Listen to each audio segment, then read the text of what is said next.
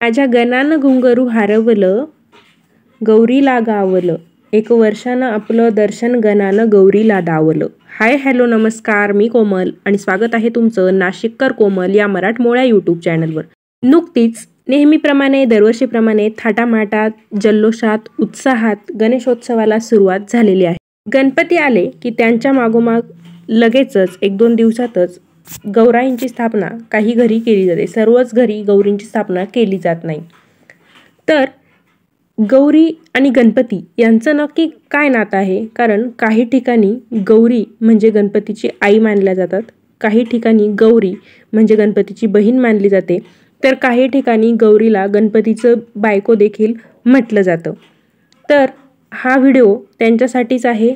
तेच कन्फ्युजन आपल्याला आज दूर करायचं आहे. गौरी आणि गणपती यांचं नक्की नातं काय आहे?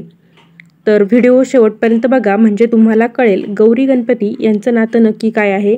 व्हिडिओ बघत असताना कमेंटमध्ये गणपती बाप्पा मोरया, मंगलमूर्ती मोरया असं जरूर लिहा. चला तर मग आजच्या व्हिडिओला सुरुवात करूया. काही पुराणांमध्ये गणपती आणि गौरी यांचं नातं म्हणजे आई मुलाचं नातं असं सांगितलेलं आहे. काही ठिकाणी म्हणजे आपल्या महाराष्ट्रामध्ये तरी गौरी गणपतीला भेटायला येते, त्यामुळे ती गणपतीची बहीण मानली जाते. तिला माहेरवासून म्हणून आपल्या घरामध्ये स्थापना केली जाते. तर काही ठिकाणी गौरीला गणपतीची पत्नी म्हणजे बायको देखील मानलं जातं. गणपतीला गौरी नंदन असं म्हटलं जातं. नंदन याचा अर्थ असा होतो पुत्र. गणपतीला गौरीसूत असं देखील म्हटलं जातं. गौरी म्हणजे गौरीपुत्र. गौरी म्हणजे गणपतीची आई आणि अर्थातच गणपतीची आई म्हणजे माता पार्वती. पार्वतीचंच नाव गौरी असं आहे. तर गौरी गणपतीच्या वेळेस आपल्या घरामध्ये आपण स्थापित करतो. अर्थातच आपण 2 मातांचं पूजन करतो. हो, 2 मातांचं पूजन. याचा काही ठिकाणी गणपतीला द्वैमातुर असं देखील म्हटलं जातं. म्हणजे गणपती 2 मातांच्या अंशापासून बनलेला आहे अशी पुराणांमध्ये आख्यायिका देखील सांगितलेलं आहे. त्या 2 माता म्हणजे एक म्हणजे गौरी म्हणजे माता पार्वती आणि दुसरी म्हणजे गंगा. तर एक आख्यायिका अशी सांगते की देवी पार्वतीने आपल्या अंगाला चंदन लावून अंगाचा मळ काढण्यासाठी गंगेचं पाणी लावलं, आपल्या अंगाचा मळ काढला आणि त्या मळापासून मूर्ती बनवली आणि त्याच्यामध्ये प्राण फुकले. तर देवी पार्वती आणि गंगादेवी यांच्यापासून गणपती बाप्पा तयार झालेले आहेत. गणपतीमध्ये महालक्ष्मीचा सण जो असतो त्यावेळेस आपण या गौरींची स्थापना करत असतो. गौरी म्हणजे गणपतीच्या 2 माता आहेत, ज्येष्ठा आणि कनिष्ठा. म्हणूनच या गौराईंना ज्येष्ठा गौरी असं म्हटलं जातं. तर एक माता म्हणजे देवी पार्वती आणि दुसरी माता म्हणजे देवी गंगा. तर या दोन्ही देवींचं आपण आपल्या घरामध्ये स्थापना करत असतो. तर या 2 गौराईंपैकी जी कनिष्ठा गौराई असते, म्हणजे आपण ज्यावेळेस गौरींचं आवाहन करतो, त्यांची स्थापना करतो, तर त्या एका कनिष्ठा गौरीसोबत एक बाळ असतं. तर ते बाळ म्हणजे विनायक, गणपती नाही. जेव्हा त्याला हत्तीचं तोंड लावलं गेलं तेव्हा तो गणपती तयार झालेला आहे. म्हणून त्या कनिष्ठा गौरीसोबत जे बाळ असतं त्याला विनायक म्हटलं जातं. विनायक म्हणजे विनानायकाचं बाळ. थोडक्यात विनायक हा पतीशिवाय तयार झालेला आहे हे बाळ, म्हणून त्याला विनायक असं म्हटलं जातं. गणपतीला नंतर गजाननाचं रूप मिळालं, नंतर देवांचा अधिपती म्हणून गणपती अशी पदवी बाप्पाला मिळाली. तर या 2 आयाच आहे, एक ज्येष्ठा गौरी आणि एक कनिष्ठा गौरी. आता त्यानंतरचा पुढचा प्रश्न असा तयार होऊ शकतो की तर या गौरी आहेत, या 2 मातांचा आपण पूजा करतो, मग याला महालक्ष्म्यांचा सण किंवा आमच्याकडे महालक्ष्मी आहेत असं का म्हटलं जातं, यांना महालक्ष्मी का म्हटलं जातं? तर लक्ष्मी किंवा महालक्ष्मी म्हणजे समृद्धीचं, ऐश्वर्याचं, संपत्तीचं प्रतीक, वैभवाचं प्रतीक. तर या ज्या 2 माता आहेत या दोन्ही मातांनी गणपतीला जन्माला आणून एका प्रकारे वैभव जन्माला आणलं, विघ्न दूर केलेत, म्हणून या सणाला महालक्ष्म्यांचा सण असं म्हटलं जातं. आपल्या घरात देखील सुखसमृद्धी वैभव टिकून राहण्यासाठी हे व्रत आपण करत असतो. महालक्ष्म्यांचा सण, गौराईंचा सण म्हणजे एक व्रतच आहेत. महिला आपल्या घराच्या आनंदासाठी, वैभवासाठी, समृद्धी टिकून राहण्यासाठी हे व्रत करतात.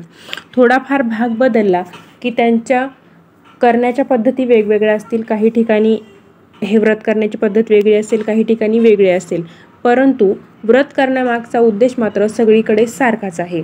भाद्रपद महिन्यामध्ये शुक्ल पक्षात अनुराधा नक्षत्रावर गौरींचं घरोघरी आगमन होतं. महालक्ष्मींचं घरोघरी आगमन होतं. गौरी माहेरी येते, त्यामुळे गौरी येतात त्या दिवशी तिचं स्वागत केलं जातं, म्हणजे गौरी आवाहन केलं जातं. दुसऱ्या दिवशी ज्येष्ठा नक्षत्रावर गौरींचं पूजन करण्यात येतं, त्यामुळे त्यांना ज्येष्ठा गौरी पूजन असं म्हटलं जातं. पहिल्या दिवशी ज्येष्ठा गौरींना भाजी भाकरीचा नैवेद्य केला जातो. दुसऱ्या दिवशी ज्येष्ठा गौरींसाठी पंचपक्वान्नाचा स्वयंपाक केला जातो. या दिवशी 16 भाज्या, खीर, गोडाचे पदार्थ, वेगवेगळ्या प्रकारच्या कोशिंबिरी, लाडू, चकल्या, करंजी असे विविध पदार्थ तयार केले जातात. भाग बदलला की त्यानुसार नैवेद्याचा मान देखील वेगळा असेल, नैवेद्य बनवण्याची पद्धत वेगळी असेल, वेगवेगळे पदार्थ बनवले जात असतील. गौरी आवाहनानंतरचा दुसरा दिवस म्हणजे गौरी पूजनाचा दिवस असतो आणि तिसरा दिवस हा गौरी विसर्जनाचा दिवस असतो. मान्यतेनुसार 3-4 दिवस आधी आलेल्या म्हणजे गणपती बाप्पाला, आपल्या बाळाला घरी घेऊन जाण्यासाठी गौरी माहेरी येते. गौरी म्हणजे माता पार्वती आणि दुसरी आई म्हणजे गंगा. त्यामुळे गौरी आपल्या बाळाला घेऊन जाण्यासाठी माहेरी आलेल्या असतात, म्हणून त्यांचा पाहुणचार घेण्यासाठी त्या आपल्या माहेरी थांबतात. गौरी आवाहन केलं जातं, गौरी पूजन केलं जातं आणि तिसऱ्या दिवशी गौरी विसर्जन केलं जातं. तिसऱ्या दिवशी गौरी म्हणजे आई आपल्या बाळाला घेऊन आपल्या सासरीकडे परतायला निघते. तर राज्यभरात हा उत्सव वेगवेगळ्या प्रकारे साजरा केला जातो. आपल्याला वेगवेगळ्या प्रकारच्या गौरी बघायला मिळतात. काही ठिकाणी फक्त मुखवटा असतो, काही ठिकाणी फुलांच्या असतात, काही ठिकाणी गौराईंच्या मूर्तीची प्राणप्रतिष्ठा केली जाते, काही ठिकाणी नदीकाठावरून 5 खडे आणले जातात, त्यांची पूजा केली जाते. तर अशा वेगवेगळ्या नटलेल्या वेगवेगळ्या रूपातल्या गौरी आपल्याला बघायला मिळतात.